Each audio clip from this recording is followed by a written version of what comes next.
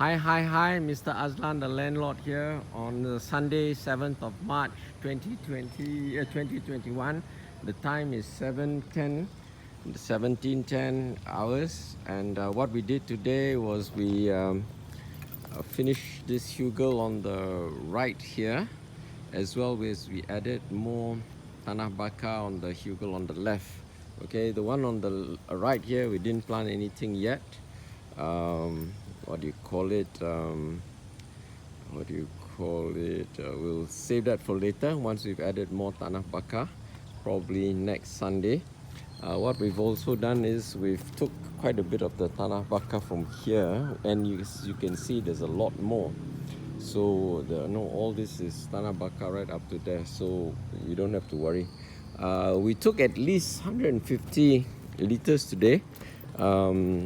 One tong is 20 liters. We had 5 tongs, and I think we did 3 rounds of that, so 150 liters, including the sandy soil which we got from here.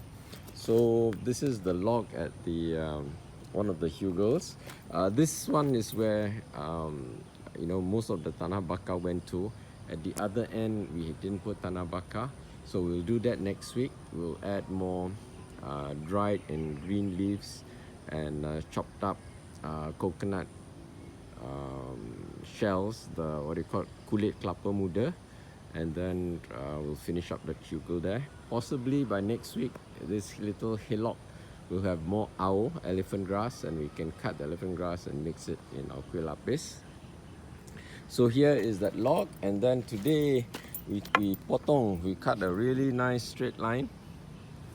Okay, so you can see almost to my truck there, and we took all the sand to the left of it. So underneath this tanah bakar, and on that side you can see is the sandy and clayey sand, the lower quality sand. This is one of the lapis of our kuih lapis. Underneath here we have dried leaves and coconut shells, chopped up coconut shells, and a little bit of grass. This is some of the grass sticking out, elephant grass. This side we managed to put on top tanah bakar. Okay, what will be excellent on our final top when we are done is to put up chopped up keladi leaves as mulch, because keladi leaves contain crystals, calcium oxalate crystals. That is what causes the itchiness when we touch the sap of keladi. Keladi in English is called taro. It's not yam. Yam is something else, so please don't call it yam. It's taro, T-A-R-O. So what do you call it? If we put chopped up keladi leaves as mulch, then the snails won't come, because when they kena the calcium oxalate crystals, they also get very itchy fight lah. Okay, here I'm not sure what I've got. I went to Puchong just now at 4 o'clock until 5:30 and planted the mango seeds that Pakcik Osman gave.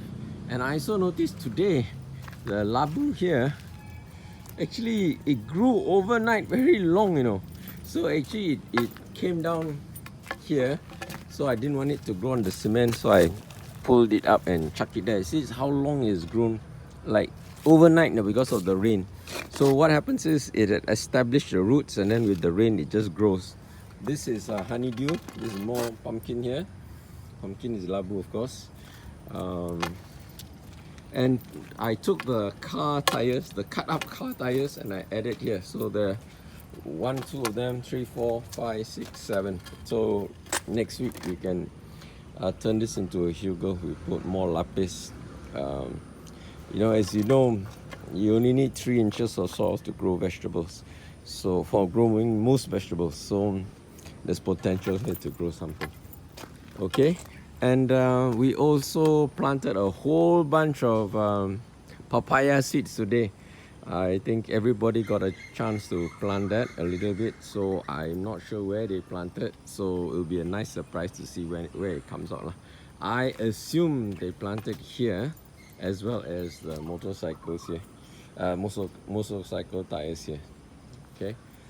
We didn't take video earlier because we were so busy. It was raining when we first came. There was no grass cutting. They finished all that yesterday, but it was raining at 8:30. There was ponding here. Okay, so possibly next weekend, on next Sunday, we add more rubble here, more rocks, more stones, so that we can walk on the water, that ponds here. The water eventually drains, but okay. So the rain today exposed this piece of kain. I'll just chuck it here in the corner. This is our store where we put all the glass, the bottles, the tin cans, anything sharp and dangerous. We just put it in the corner out of harm's way here. So dia tak kacau kita, kita tak kacau dia. Whenever we find stuff that can be danger to others, we just put it in the corner here so that it will be out of harm's way. Now, what I'm glad about this bit is earlier it was just too troublesome to get the beer bottles, so we just covered everything, at least 6 to 9 inches today of coconut husks and leaves. So now it's pretty safe to step on top. Although we did find more beer bottles today. I think we found 3 or 4 brown beer bottles, so luckily they were not broken. I think one was broken, but we collected and put them all here. So once we make the height higher, then it will be pretty safe. What I also did today was I took my lopper and cut some of the roots here, and I took the stones out, so when the rain comes it will erode and expose the stone, and then the soils will gradually come down. The sand also will gradually come down, so we don't have to like korek and taro there lah. The rain will do it for us. Okay, I took the stones and I put it here. Okay, so I'm very pleased with the progress today. 9 people came, so with me 10 people. I think in 4 hours we did what I would have done, what I would have taken 1 whole month to do on my own.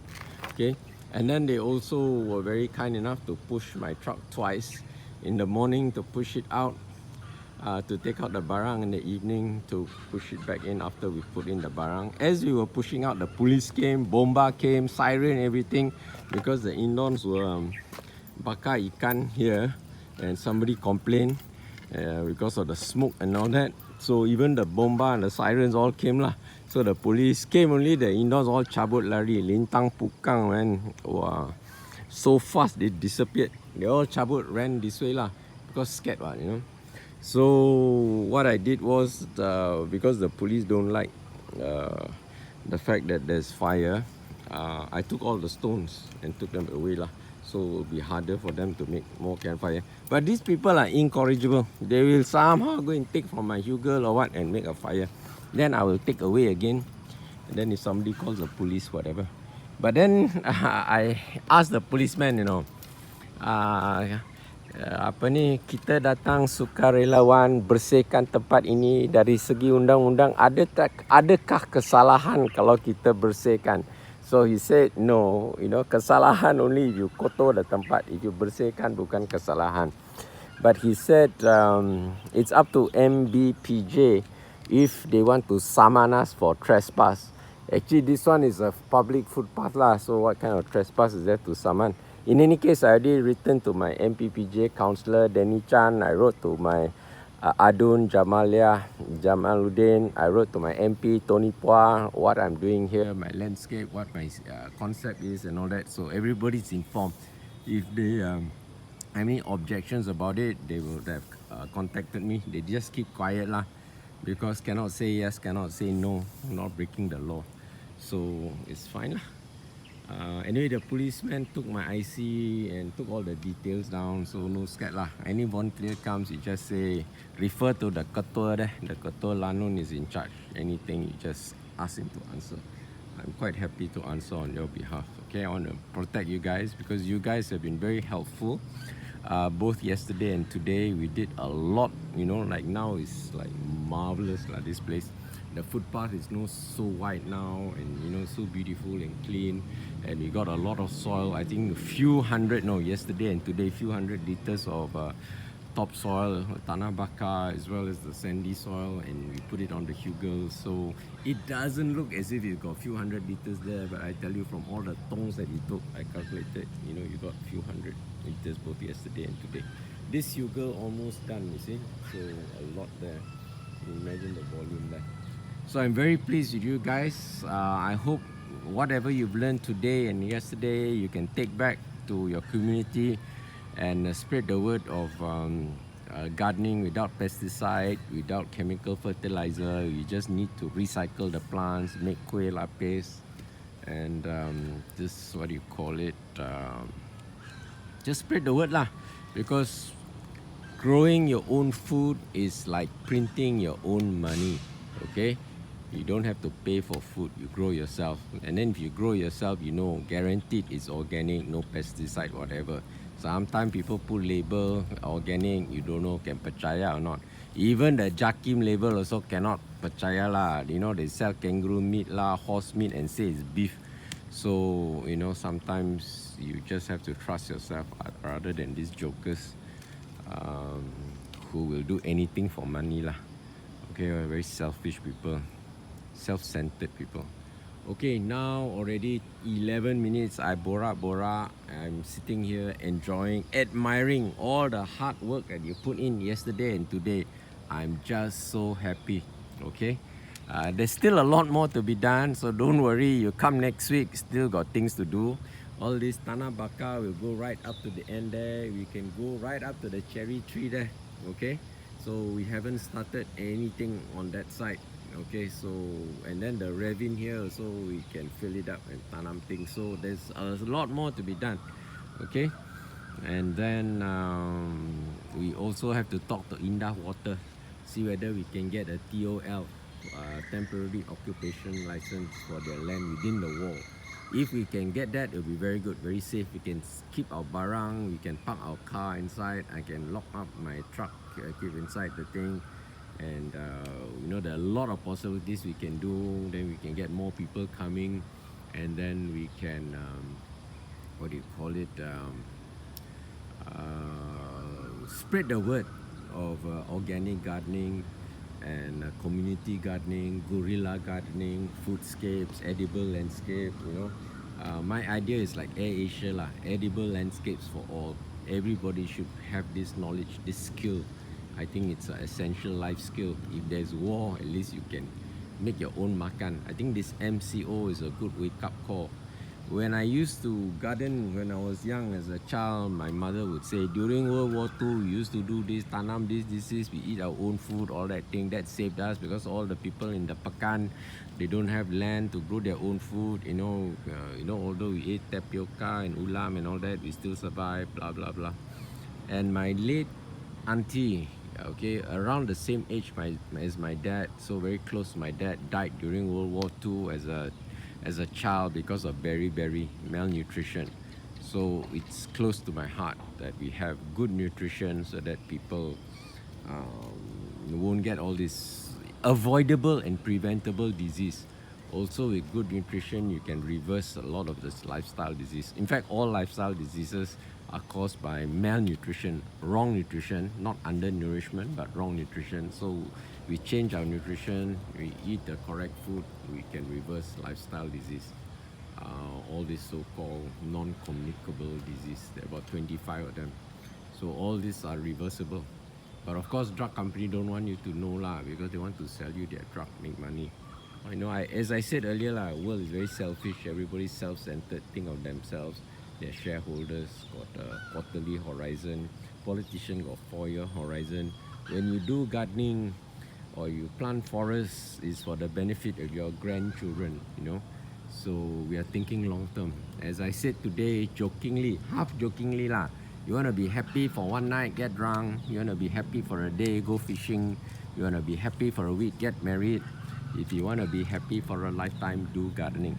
Okay, so when you see the things grow, the satisfaction is a very quiet kind of shock lah. It's very short but very quiet. You feel very puas hati. Like when I see the pumpkin just now, how long it's grown. This is something I planted in late January when I first started. It was one of the first things I planted, and then it was dormant most of the time. I was scared, you know, like expectant father, you know, like 1 month no rain, die or can live or not. And suddenly, when after now, I think about 1 week every day it rains, it suddenly shot up 3 or 4 feet. So it's amazing how once you set the right initial conditions, the plants do all the hard work. Okay, so enough of me chit-chatting lah. So this one very long video. I just want to do a long one to thank you and to show you the result of all the hard work you did yesterday and today. And then there is still more to do. There's a lot more to learn. You know, in 4 hours, there's only so much I can teach you. If you keep coming, there's more things I can teach you. We haven't got down to the planting yet, and we can do that later. I'm teaching you bits and pieces. Don't want to give you information overload also. Otherwise, got so many things, you know, kapala also pusing. But now when I sit here, I see how beautiful it is. People using the footpath, walking up and down. I get a lot of pleasure. I just want to tell you lah. I'm very thankful for all your help. It's you know, last time here, you know, Malay say it's like tempat jin bertandang. You know, it's all semak and hutan. People scared here, you know, to walk here because they talk of ular sawo lah, ular sendok lah, biawak lah, whatever. So now you come here, it's like lake garden like that, you know. So thanks to all your hard work. I really appreciate it from the bottom of my heart. Thank you so much. 谢谢你。